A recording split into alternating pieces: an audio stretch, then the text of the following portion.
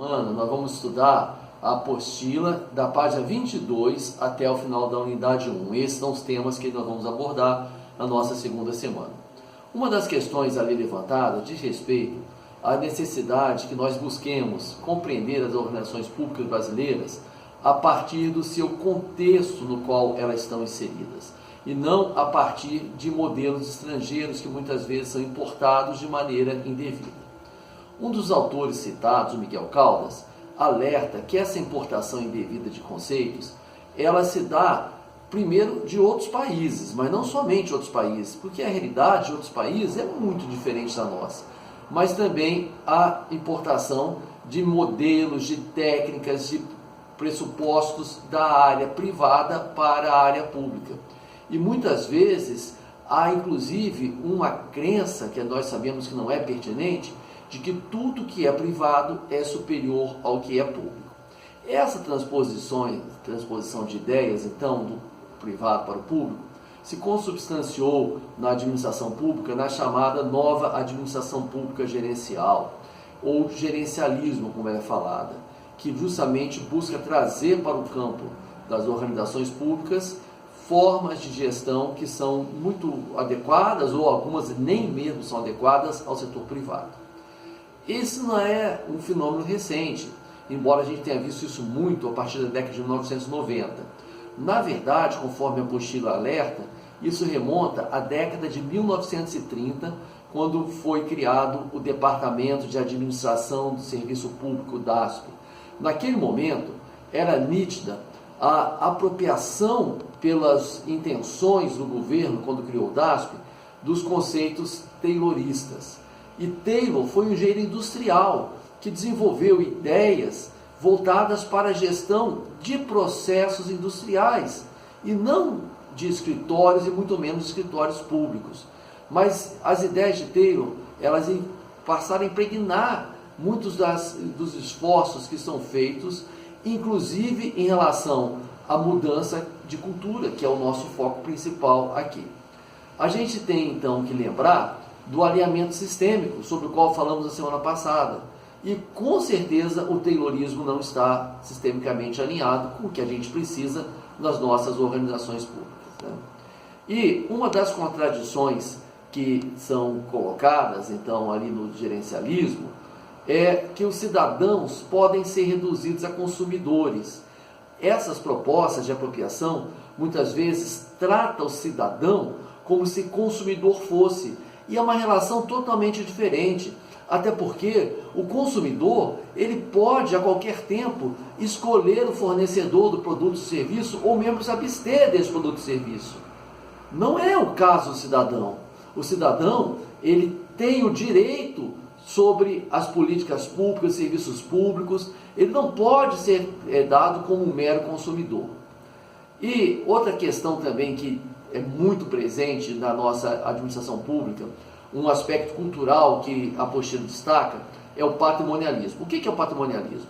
É uma visão que os governantes ou as pessoas responsáveis pela administração pública percebem como se o público fosse pertencente a eles se apropriam de alguma forma daquilo que é público.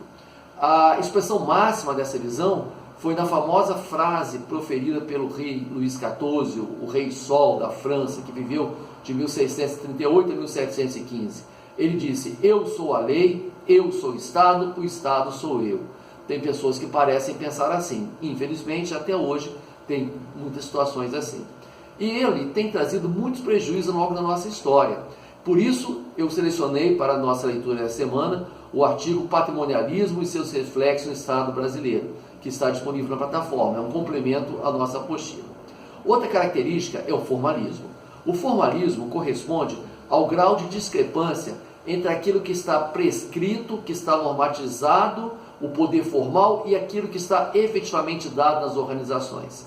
Então, muitas vezes, leis, regulamentos, organogramas, estatísticas, eles não dizem realmente respeito à realidade que a gente encontra, seja nas organizações públicas, seja na sociedade. Isso é o formalismo, dissociação entre o formal e o real.